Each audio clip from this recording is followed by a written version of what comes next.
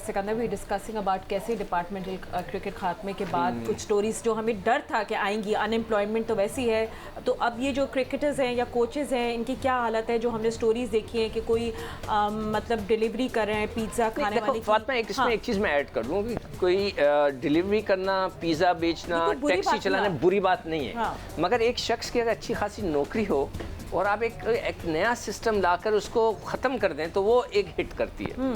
तो ये जो स्टोरी है हम आपको ये नहीं बता रहे कि किसी को टैक्सी चलानी पड़ी है या कोई बुरी बात नहीं लोग करते हैं तो हमारे यहाँ इसको, मगर ये कि एक बंदा जिसका करियर ही क्रिकेट था and he was supposed to do cricket and play cricket all his life, उसके लिए ये थोड़ा ऐसी बात है। इमरान खट्टक जो है वो कोच है, उन्हें लेवल 2 का कोर्स भी किया हुआ था लाहौर में। अब वो क्या कर रहे हैं, पहले उनकी स्टोरी सुन लेते हैं, फिर आलिया और सिकंदर से हम उनसे उनका टेक लेंगे।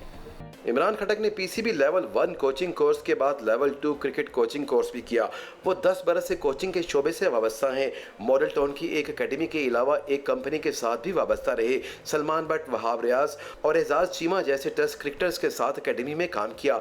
मार्च में कोरोना वायरस की वजह से खेलों की सरगर्मियां क्या बंद हुई, इमरान खट्टक का रोजगार भी बंद हो गया और फिर उन्होंने टैक्सी चलाना शुरू कर दी। एसी वाली गाड़ी है।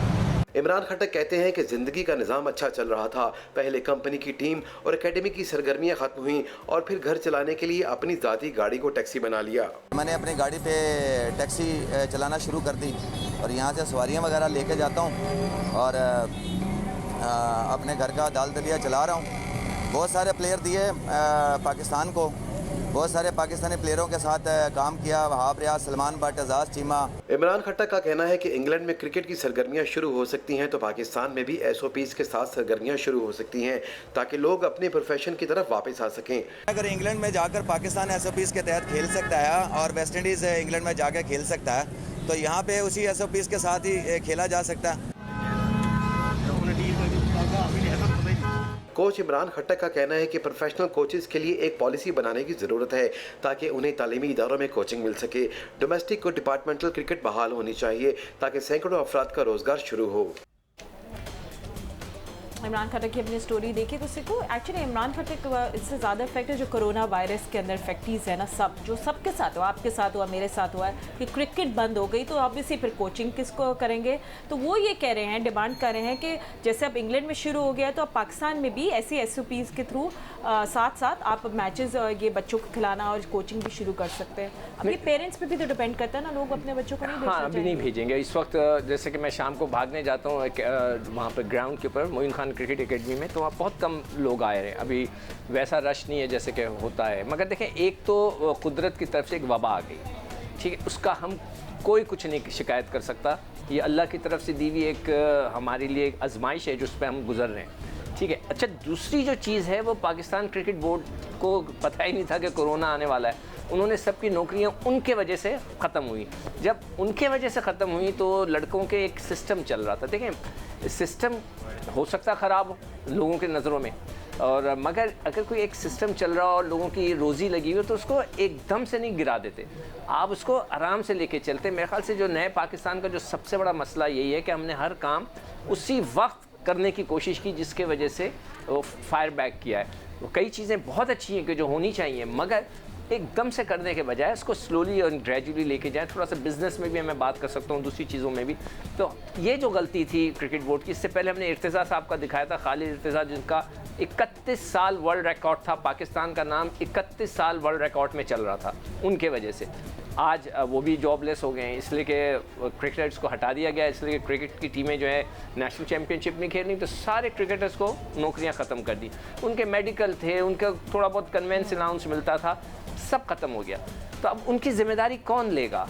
हमने एक इंटरव्यू सुना जिसमें अपने वसीम साहब कह रहे थे कि जी उसमें जो डिपार्टमेंट है उन्होंने क्या किया और वो ओवर एज प्लेयर्स को खिलाते। उस पर भी मैंने उनको बताया कि जी 40 लड़कों की लिस्ट में 18 लड़के आपके 35 साल वाले हैं, तो फिर तो ये तो सिलसिला आपने ख़राब किया। हाँ, बिल्कुल नहीं है। और खैर देखते हैं अभी आगे जाके क्या होता है। नहीं, आलिया से मैं एक चीज़ ज़रूर पूछना चाहूँगा।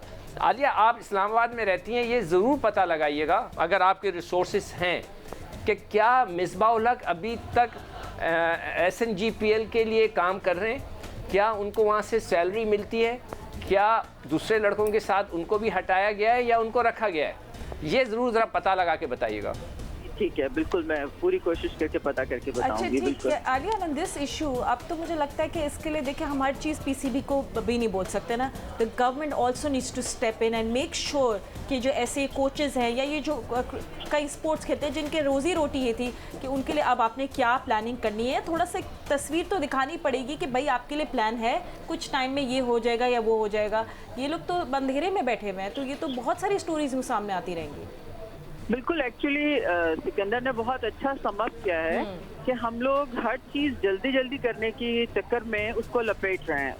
उस लपेटने के सिस्टम में जो लोगों का नुकसान हो रहा है, जिसमें सबसे ज़्यादा ये जॉब्स वाली बात थी, और प्रेजेंट क्रिकेट बोर्ड का ये प्रॉमिस था कि ये कोई भी आदमी जो है वो जॉबलेस नहीं होगा, क्योंकि इनके नए दूसरे रोल्स जो हैं वो डिफाइन कर दिए गए हैं। कोई कोचेस बनेंगे, कोई कुछ और बनेंगे, क्योंकि 100 चीज़ें होती हैं जो कि क्रिकेट से रिलेटेड हैं। तो अभी तक एक्चुअली वो शायद ब्लूप्रिंट सामने नहीं आया है, इसलिए ये कोशिश इनकी ये होनी चाहिए कि लोगों को यहाँ तक तो ना पहुँचें कि वो बेचारे टैक्सियाँ चलाएं और अपना घर ना चलाने पर मजबूरों। मैंने पिछले प्रोग्राम में अर्ज किया था कि कुछ बाकायदा ऐसे क्रिकेटर जो नेशनल टीम में खेल चुके हैं और इस वक्त टीम का हिस्सा नहीं है, वो संजीदगी से क्रिकेट छोड़ने का सोच रहे हैं, क्योंकि वो कहते हैं कि 50-45 हज़ार में हमारा घर नहीं चलता।